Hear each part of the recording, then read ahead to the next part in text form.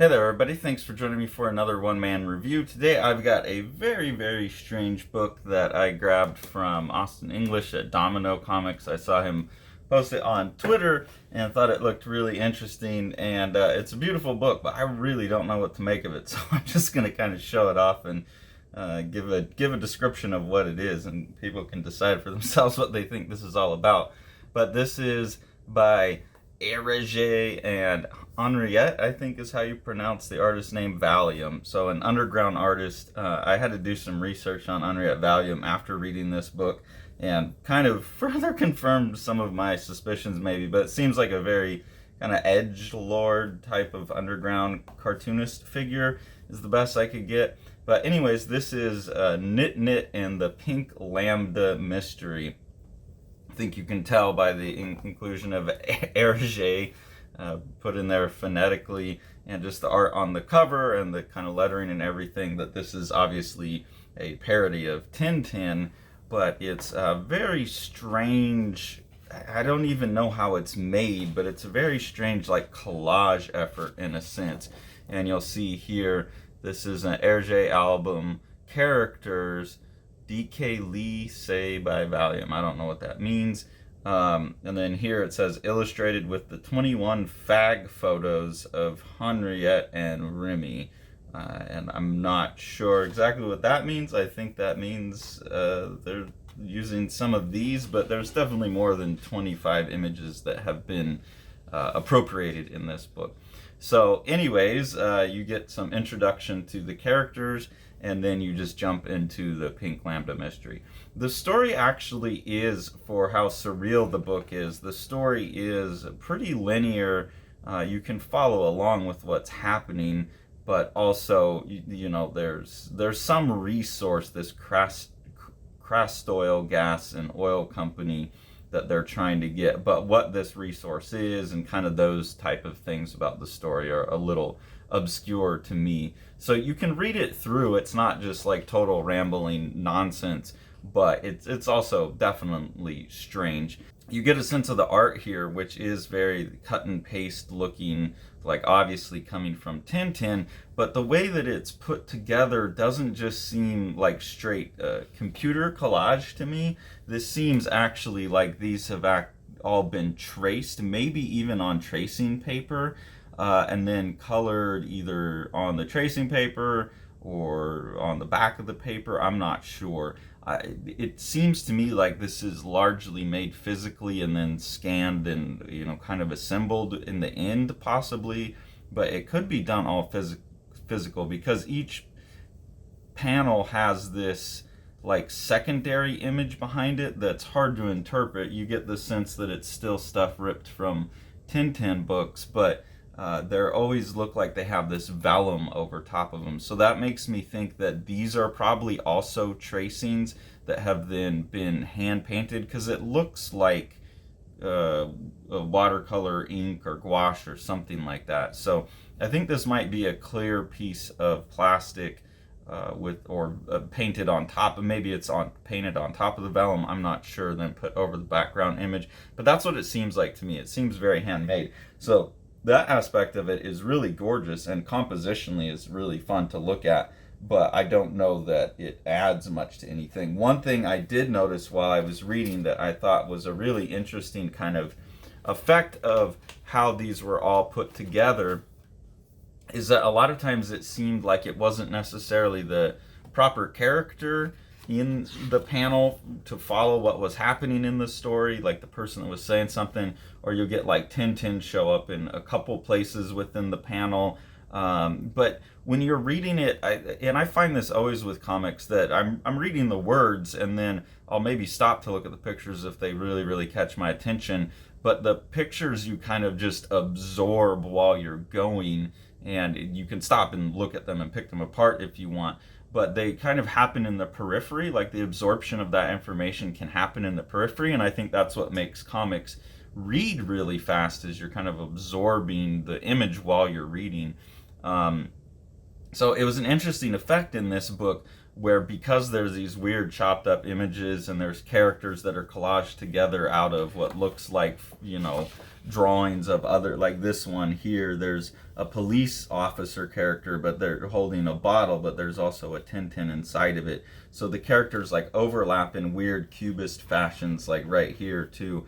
And so they work really well in the periphery. I think that's a really interesting kind of formal technique that Henriette Valium is employing in this, is that your brain will just make whatever sense out of these images it needs to tell the story. And the way each person resolves that is going to be particular to them too. So I think it's an interesting way of interacting with the audience even more, because comics already requires a lot of fill-in, and now you're getting some kind of closure fill-ins, not just in the gutter, but within the image itself, which, I guess you're always closing a cartoon image, but in a particularly different way.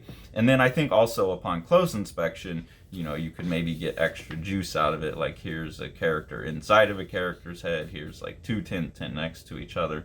So there's a lot to really obsess over in this book. So maybe I'm missing something in my reading of what the story is about. But you get some things in here that I just don't know what exactly this is supposed to be about. Like at some point they get the jade rod, which is obviously like this dick looking thing, and then the dialogue is just always so full of just foul language, which I don't have a problem with that at all, but then there's just a lot of just really uncomfortable, like homophobic things bordering on Nazism, it seems like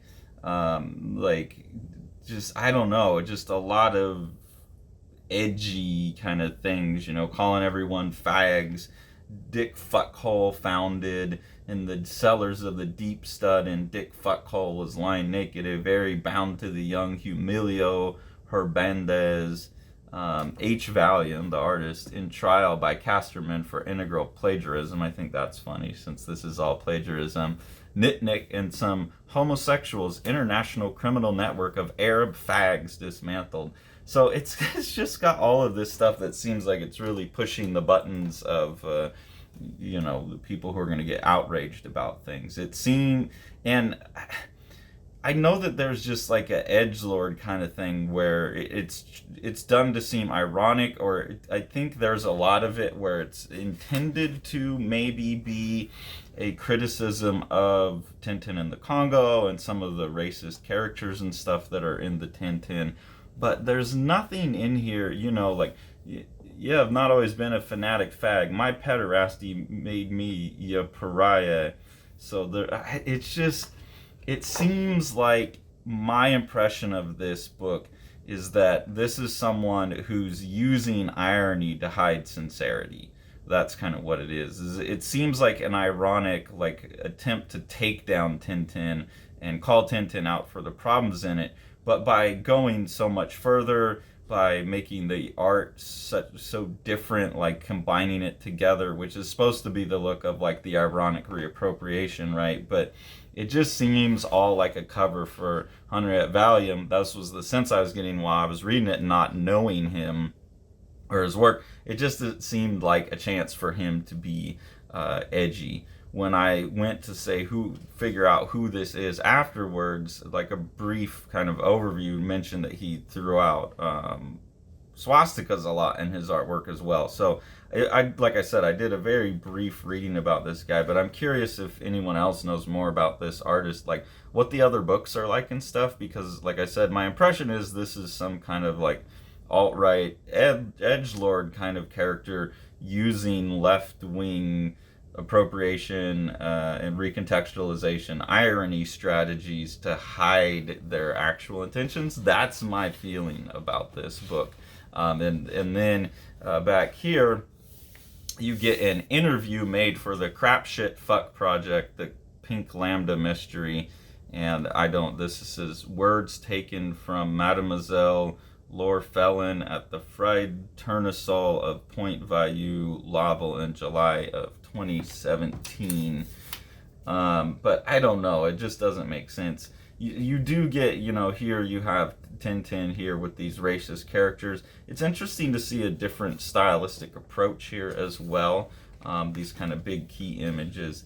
But I'm going to read some of this stuff. In the process, some sensation newspapers have talked about this doubtful and against nature relationship you might have had with a peculiar tall American cowboy in the West.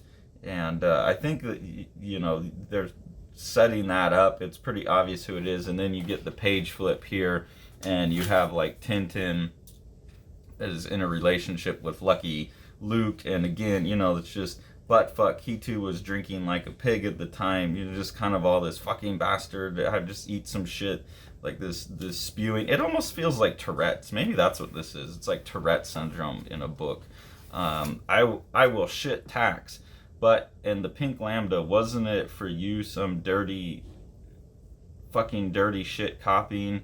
Let's say a mega crap, cheap, and fuck top project of a total anarcho has-been and loser. So there he's, pointing out maybe his affiliation is on the anarchist side of things. But again, that just feels to me like a cover to get, like, this feels more like an egoist, not an anarchist, where they're using those principles to just kind of write over, like maybe being a crap person. So it's a really beautifully produced book. I don't even know who made it, because I don't see. Oh, this is published by someone in Macedonia. I can't pronounce it.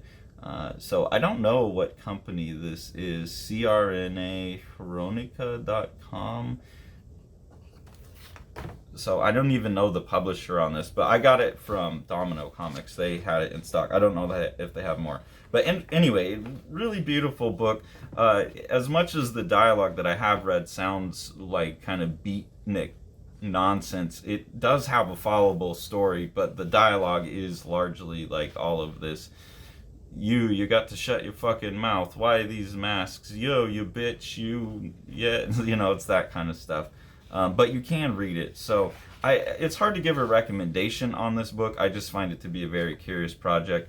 I definitely will never read it again, but the art is so fascinating. I most definitely will pick this up and flip through it, which honestly is kind of my opinion of Tintin anyways. I don't like reading Tintin. I just like flipping through it. So Henriette Valium caught that aspect of Tintin very well, at least. So interesting project. Happy to share it, and people can see what they think. You can also see, like, you're seeing way more of my workspace than normal. This is a really big book. It's like, side to side the length of my arm. So that's pretty cool. It's just, I think about it as an art object. That's how I look at books like this. So anyways, cool book. I'm glad I got it. A little confused about my response to it, though. And I definitely want to know more about this Henriette Valium character, because the art's cool. The politics of it all seem a little strange to me. So curious about that. Anyways, if you enjoy what we're doing here on the channel and you want to support us, there's two ways to do that. The first is through our Patreon. We have 2 different tiers of engagement on Patreon. At the first tier, you just get early access to the videos. So on a book like this, where there's probably only a couple copies available, you can go grab that early. And then at the second tier, you can get exclusive previews of the books that Sean and I are working on, some of our private artworks, things like that, as well as the ability to help control what happens in the next iteration of our ongoing webcomic experiment, Prane Day. Any of the money that we make from the Patreon just goes back into helping us buy the books that we review. So we really appreciate that. That keeps the helps keep the whole thing running. And then if you want to support Living the Line itself and the kind of the mission of Living the Line, the best thing to do is to support what Sean's doing with Living the Line Publishing. So we'll go ahead and take a look at one of his books now. Plaza by Yokoyama Yuichi. This is translated by Ryan Holmberg and is very large for a manga. So that's a really cool feature of this book, this standard manga size. And this is just a 200 some odd page representation of what Yokoyama Yuichi thinks of the Carnival Parade, and he's just made this like relentlessly loud and rhythmic book that pushes all kinds of amazing boundaries of what comics and manga are, and we could not recommend this book more.